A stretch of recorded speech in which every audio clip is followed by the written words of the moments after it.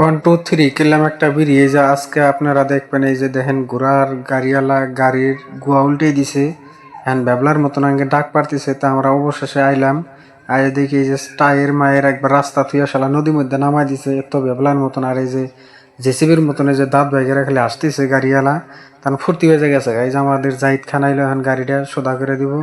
তো অবশ্যই ব্লগটা দেখেন, ভালো যদি লাগা থাকে অবশ্যই শেয়ার করবেন, লাইক করবেন, কমেন্ট করবেন, আর ছোট ভাই হিসেবে সাপোর্ট করবেন।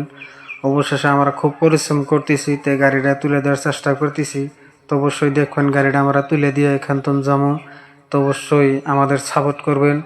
আর বেশি কিছু বলতে চাই না। তো অবশ্যই এই যে আমার গাড়িটা ওরা কমপ্লিট হয়ে গেল গা তোলা।